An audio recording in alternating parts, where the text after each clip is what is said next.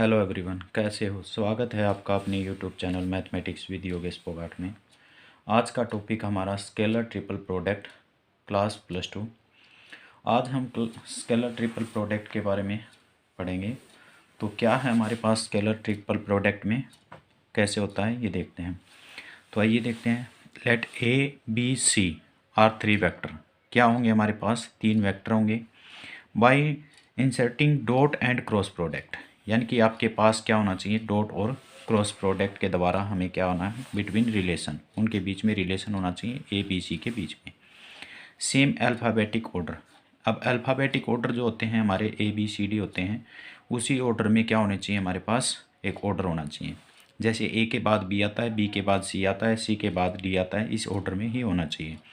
तो यहाँ से देखें तो हमारे पास क्या है? यहाँ से नोट करना डॉट और क्रॉस प्रोडक्ट के बीच में। तो यहाँ से देखें तो हमारे पास यहाँ दोनों रिलेशन क्या है? डॉट प्रोडक्ट हैं। तो ये स्केलर ट्रिपल प्रोडक्ट का हमारा रिलेशन नहीं है।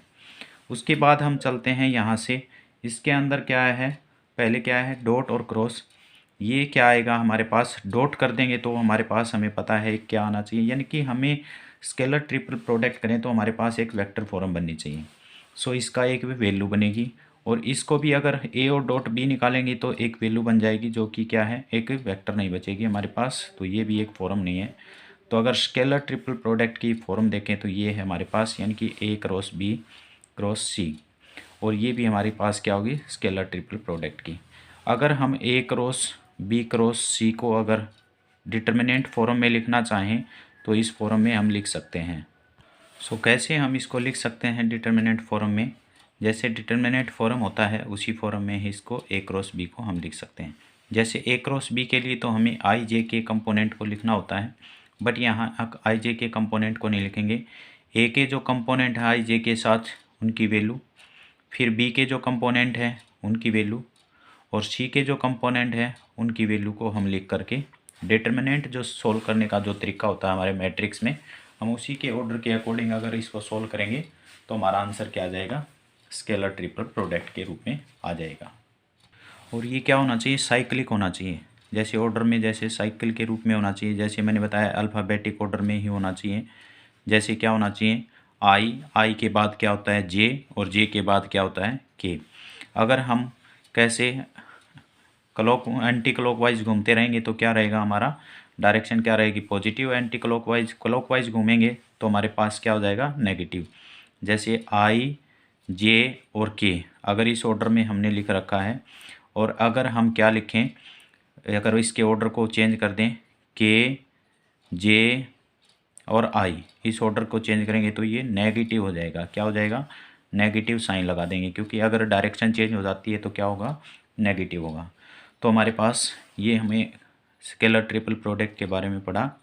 और इसके बाद हम क्या करते हैं? Geometrical interpretation of scalar triple product.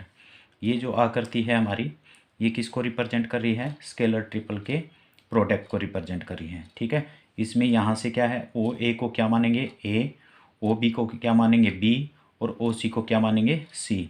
Means यहाँ पे हम अगर इसका अर्थ समझें तो ये क्या हमारे पास एक क्यूबॉइड टाइप का बॉक्स है, और उस क्यूबॉइड टाइप के बॉक्स में अगर इसको कंसीडर करें ए ओ बी और ओ सी को, तो हमारे पास एक आकृति बन के आती है। पैरेललोपिड बोलते हैं उसको। क्या बोलते हैं? पैरेललोपिड। और पैरेललोपिड क्या कैसी शेप लगेगी आपको? अगर सॉलिड शेप देखी जाए तो एक ये ट्रेंगल टाइप से मिलेगी, क्योंकि अगर इनको 3 ट्रेंगल को अगर तीनों साइड से हम इस आकृति में अगर ट्रेंगल को चिपका दें, बाकी को हटा दें, यानी कि ओ ए ओ बी और ओ सी को अगर ट्रेंगल शेप से अगर करेंगे तो ये आकृति कैसी होगी? हमारे पास पैरेललोपिड होगी। और पैरेललोपिड का भी हम यहाँ पे आगे क्वेश्चन में चर्चा करेंगे। सो हम क्वेश्चन स्टार्ट करते हैं। कुछ प्रॉपर्टी हैं इसके अंदर, उन प्रॉपर्टी को आप खुद लर्न करना और देखना। ठीक है। अब हम क्वेश्चन स्टार्ट करते हैं। क्या है? Find A dot B cross C. A की वैल्यू दी है, बी की है और सी की है। तो हम पहले क्या निकाल लेते हैं? बी क्रॉस सी निकाल लेते हैं। निकालना क्या है? ए डॉट बी क्रॉस सी निकालना है। तो हम क्या निकालेंगे? पहले बी क्रॉस सी निकालेंगे। सो आई जे और के, ये वैल्यू दी है हमें। आई जे के में क्या है? बी की वैल्यू में कांस्टेंट क्या है हमारे पास? 1 1 और -1, और सी में क्या है 3, 0 और -1। इसको सोल्व करें तो हमें क्या मिलेगा, आई के साथ क्या मिलेगा हमें -1 और 0 -1 आएगा। तो -i -j के साथ क्या आएगा हमारे पास, ये क्या हो जाएंगे, ये और ये कॉलम छूटेगी तो -1 और +3 यानी कि कितना मिलेगा 2। तो क्या हो जाएगा -2 हो जाएगा। और फिर प्लस में के की वैल्यू के साथ क्या आएगा हमारे पास -3 हो जाएगा। क्या हो जाएगा -3। अब हमें क्या निकालना है, A dot B cross C। ठीक है, तो A की वैल्यू क्या है हमारे पास 2i -3j और B क्रॉस C की वैल्यू क्या है हमारे पास -i -2j -3k। तो इसका डॉट प्रोडक्ट करेंगे तो हमारे पास क्या मिलेगा, 2 का इसके साथ करेंगे तो क्या मिलेगा -2 और j का करेंगे तो क्या मिलेगा, सॉरी हाँ j के साथ करेंगे तो कितना मिलेगा नेगेटिव +6 और k के साथ क्या हो जाएगा हमारा 0 हो जाएगा। तो आंसर कितना मिलेगा हमारे पास 4। कितना मिलेगा 4 आंसर। तो ये क्या आ गया हमारे पास A dot B cross C का, यानी कि फर्स्ट क्वेश्चन का आंसर है ये। सो हम नेक्स्ट सेकंड क्वेश्चन स्टार्ट करते हैं। सो सेकंड क्वेश्चन क्या है, IJK प्लस IKJ, इसका हमें स्केलर ट्रिपल सॉल्यूशन करना है। तो हम इसको क्या लिख सकते हैं, I cross J dot K लिख सकते हैं। ठीक है, प्लस इसको क्या लिख सकते हैं I क्रॉस K और इसको क्या लिख सकते हैं डॉट J लिख सकते हैं। ठीक है, तो अगर हम देखें तो ये साइक्लिक है IJK। ठीक है, IJK क्या है साइक्लिक है, IJ और K। बट IJ के बाद क्या आता है K आता है। तो इसका आंसर क्या आएगा K डॉट K प्लस यहाँ देखेंगे तो ये क्या है रेसिप्रोकल में होगा, K के बाद क्या आता है I, यानी कि क्या हो जाएगा हमारे पास क्या होना चाहिए था यहाँ I के बाद क्या होना चाहिए था ना J, I से पहले क्या होना चाहिए था J और फिर क्या होना चाहिए था K। बट यह क्या है I और K, यानी कि उल्टा चलेंगे तो साइन क्या हो जाएगा नेगेटिव और क्या आएगा K और I आ चुका है तो क्या आएगा J नेगेटिव डॉट J। और हमें पता है सेम वेक्टर में क्या होता है डॉट प्रोडक्ट क्या होती है हमेशा 1 आती है। तो ये क्या आ जाएगी -1 और कैंसिल होके इसका आंसर क्या आ जाएगा 0 आ जाएगा। नेक्स्ट क्वेश्चन नंबर 3 का फर्स्ट पार्ट, ये 3 वैल्यू इक्वल दिए हैं IJK JKI KIJ is equal to 1 show करना है। हमें पता है फर्स्ट पार्ट का पहला हिस्सा करते हैं IJK और दूसरी जो वैल्यू हैं वो सब किस ऑर्डर में दी हैं, सेम क्लॉकवाइज ऑर्डर में दिए हैं, सॉरी एंटी क्लॉकवाइज ऑर्डर में दिए हैं। तो IJK क्या बनेगा I क्रॉस J और क्या बन जाएगा डॉट K।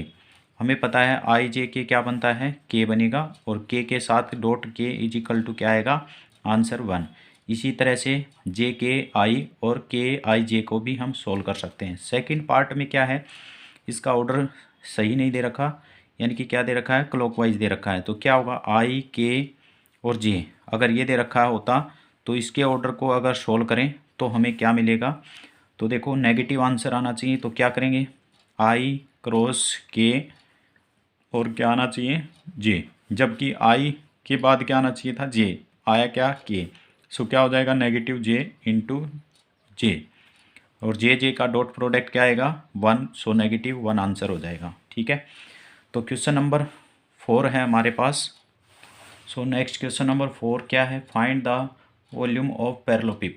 अब पैरेललोपिड का शेप मैंने शुरुआत में दिखाया था। अगर जो स्केलर ट्रिपल प्रोडक्ट का जो शेप है उसी में हम 3 ट्रायंगल के रूप में अगर देखें तो क्या है वैल्यू क्या होती है पैरेललोपिड की होती है।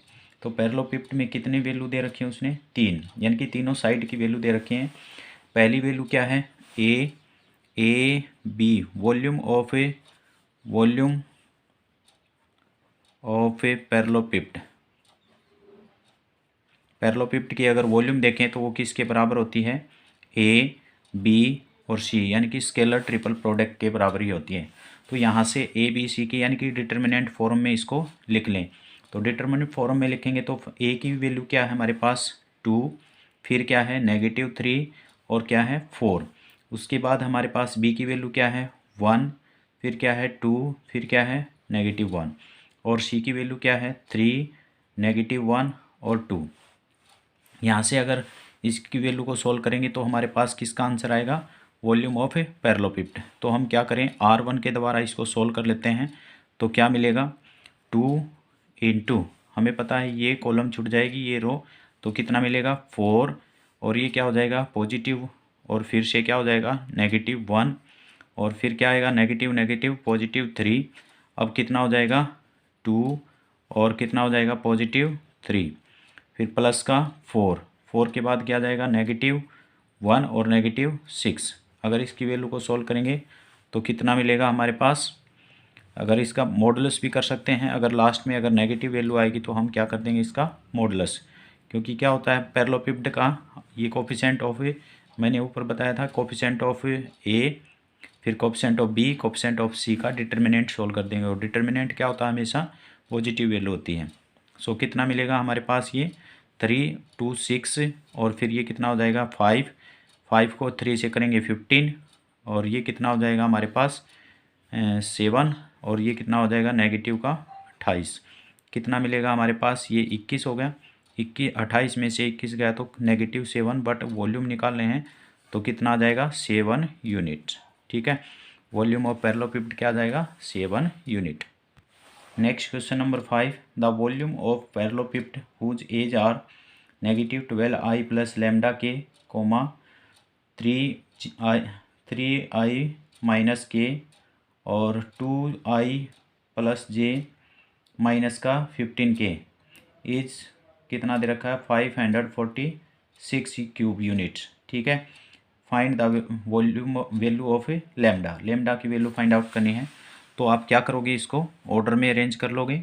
क्या होगा हमारे पास, हम ए बी सी निकालेंगे, कोमा नहीं होता है यहाँ पे, ए बी सी यानी कि पैरेललोपिड की वैल्यू निकालेंगे तो volume of parallelepiped A B C के बराबर होता है, जिसका डिटर्मिनेंट फॉर्म लिख देते हैं। तो क्या आएगा -12, और फिर क्या आएगा 0, और फिर क्या आएगा लैम्डा। उसके बाद हमारे पास क्या आएगा 3, फिर क्या आएगा 0, और क्या आएगा हमारे पास -1, और यहाँ से कितना आ जाएगा 2, और ये क्या आ जाएगा 1, जे की वैल्यू क्या है 1, और नेगेटिव का 15, जो कि कितने के बराबर है 546 के बराबर है। तो यहाँ से हम डिटर्मिनेंट फॉर्म हम सोल्व करेंगे, और डिटर्मिनेंट फॉर्म सोल्व करके अगर जो वैल्यू फाइंड आउट करेंगे तो वो किसकी आएगी हमारे पास, लैम्डा की वैल्यू आएगी। सो इस क्वेश्चन को आप कंप्लीट करेंगे। यहाँ आज हम इतना ही करेंगे, नेक्स्ट क्वेश्चन हमारे नेक्स्ट वीडियो में। सो आज के लिए इतना ही।